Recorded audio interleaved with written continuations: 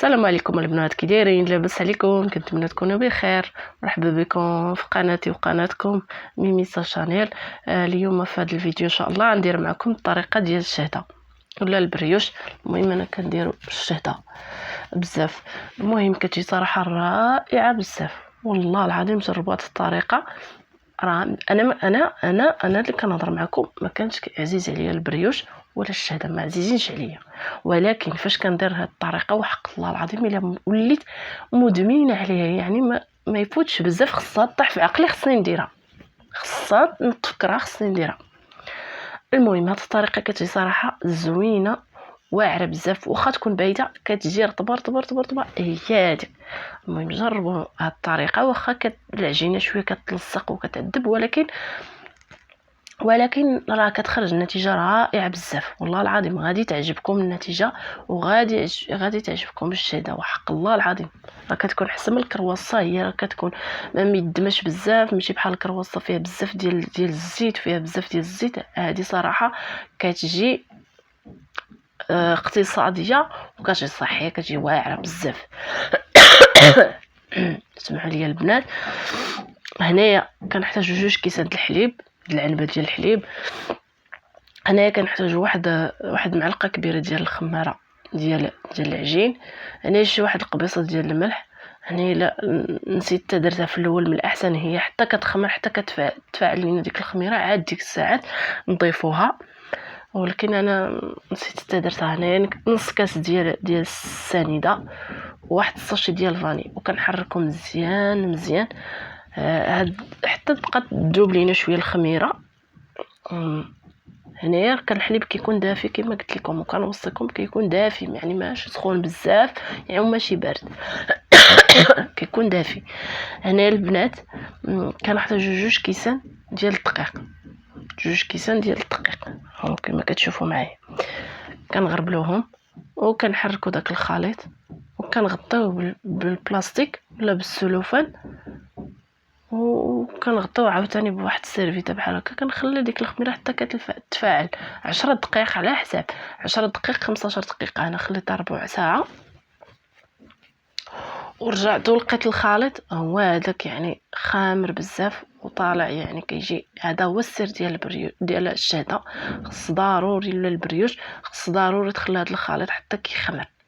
هو من بعد ما خلطته حتى هو غادي نغطيه بالبلاستيك. انا ما عنديش السلوفان صراحه، تقاد عليا، وهزيت البلاستيكات ديال اللي كنستعمل في الثلاجه وقطعتها، هي اللي غطيت بها هذا الخليط هذا. ومن بعد غطيته بالسيرفيتا. الزيت وخماره وداك الزرارع غنخليهم حتى الاخير. انا غنغطيهم ونخليهم واحد ربع ساعه. هنايا من بعد ربع ساعه هو داك البلاستيك هبط ليا الخليط. المهم هو راه كتفاعل لينا الخميره، هي كما كتشوفوا. هو الخليط كيفاش كيجي كيتنفخ، كيكون منفوخ بديك الخميره، كتنفخ لينا ديك الخميره. من بعد كنضيف الكاس الاول، الكاس الثالث، الكاس الرابع، الكاس الخامس. تقريبا انا اخذ ليا 5 د الكيسان تقريبا اللي خدا ليا هاد العجينه. نتوما شوفوا على حسب الدقيق ديالكم. كما كنقول لكم دائما، انا راه الدقيق راه كنستعمل انواع، راه اي نوع يعني كيكون العبار فيه هكا، كيكون العبار فيه هكا، يعني ناقص ولا زايد خصك تزيد الدقيق. دائما كيوقع لي هكا فاش كندير العبار ديال الدقيق، وكيفاش كنخلطو كيجيني مثلا قاسح، ولا كيجيني مثلا الكيك قاسح، ولا كيجيني الكيك جاري. ضروري خصني نزيد شويه ديال الدقيق، وكنصدق انني زايده ولا ناقصه. المهم كما قلت لكم البنات، دائما شوفوا عينكم ميزانكم، راه غادي تشوفوا العجينه كيفاش كتجي ماشي بحال ديال المسمن، ماشي بحال ديال السفنج. المهم كتكون بيناتهم. هنا البنات هو كما كتشوفوا انا كنخلط بالفوي. من بعد غادي نحيد داك الفوي، غنخلط بيديا. واخا راه هي العجينه كما قلت لكم راه كتلصق وكتجي صعيبه في العجينه، ولكن النتيجه كتجي رائعه بزاف والله العظيم. انا قلت لكم ما كيعجبنيش الشهده ولا البريوش، اقسم لك يمينا راه كنشوفو دابا في الباتيسري ما ناخدوش حيت ما كيجينيش بحال هذا، ما كيجينيش البريوج ولا الشهده، ما كتجينيش بحال هذه اللي كان بحال هذه الطريقه اللي كندير لها، ما كتجينيش كتجي صراحه واعره بحال كتاكلي شي حاجه حسب الكرواسه والله. هنا كنزيد دقيق، زدت الكاس الرابع وقيله الرابع هكا كما كنضربوا به، كنخبطوا به بحال هكا بحال العجينه ديال الشفت، كنضربوا به بحال هكا حيت كما قلت لكم راه كتلصق وكتجي صعيبه في العجينه. وخلاص الا كان الدقيق راه داير بحال هكا، هاد الدقيق اصلا انا عندي داير بحال هكا وزاد كاع.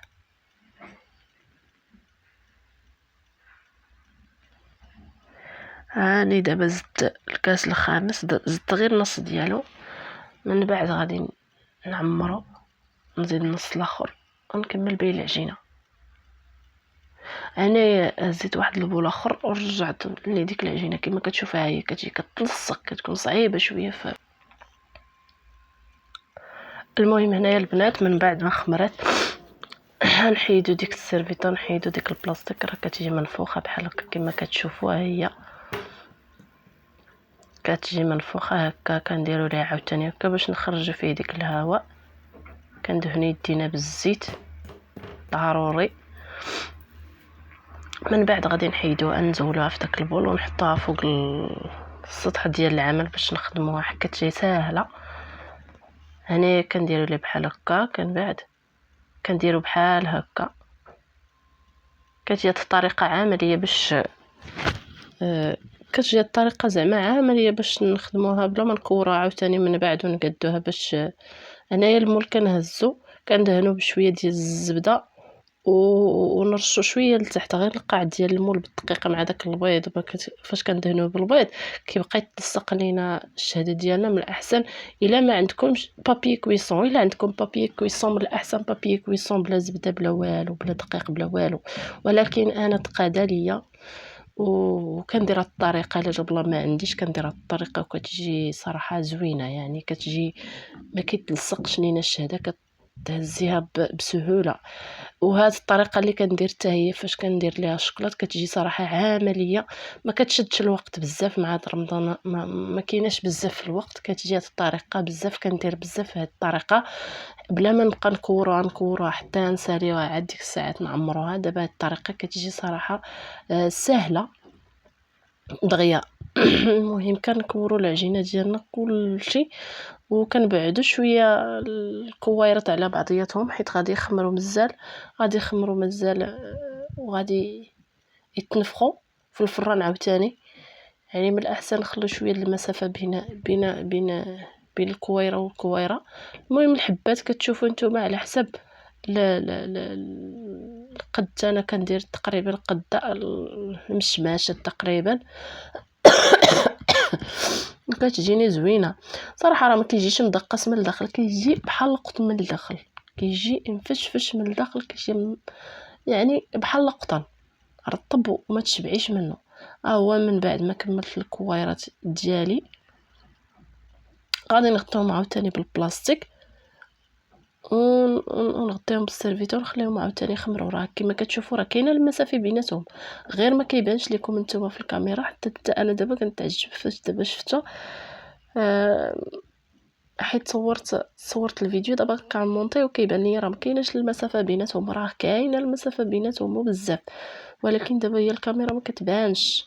المهم نغطيه عاوتاني بالبلاستيك عاوتاني كما العاده، وغادي نغطيه بالسيرفيتا ونخليوه يخمر. هنايا كما كتشوفوا معايا هو من بعد ما خمر لينا البريوش ديالنا والشهده ديالنا كيجي على هذا الشكل هذا، كيتنفخ مزيان. هنايا زدت صفر بيضه وشويه ديال نسكافي ودرت ليهم شويه ديال الخل باش داك الخل باش يحيد لينا ديك السفوريه ديال البيض.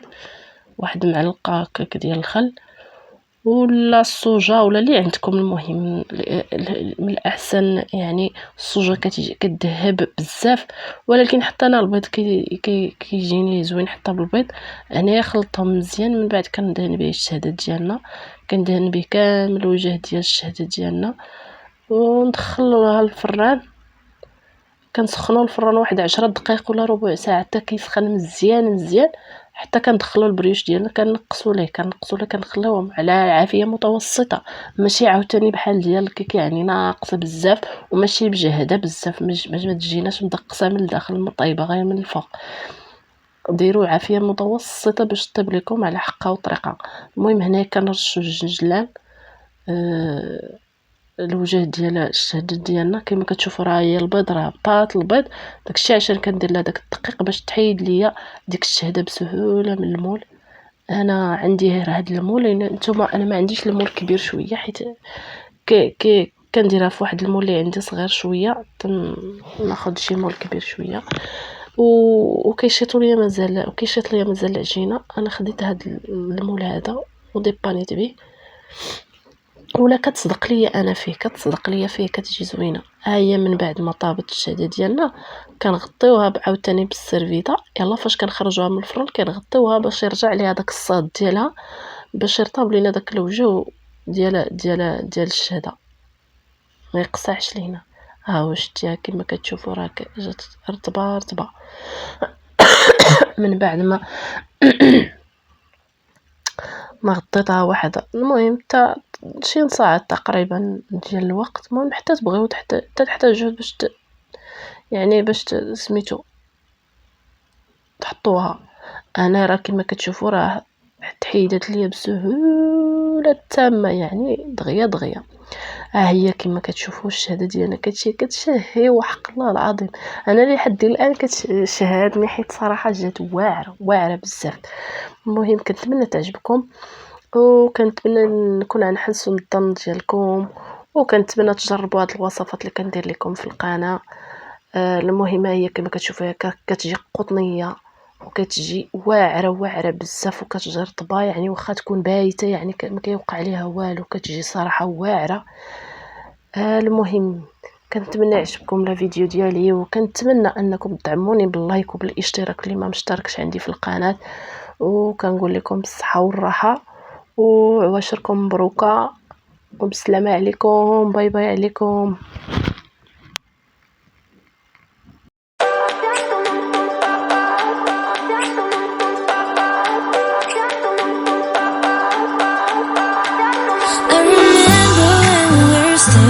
Photo. Don't forget the way you look me in the eyes, and I keep you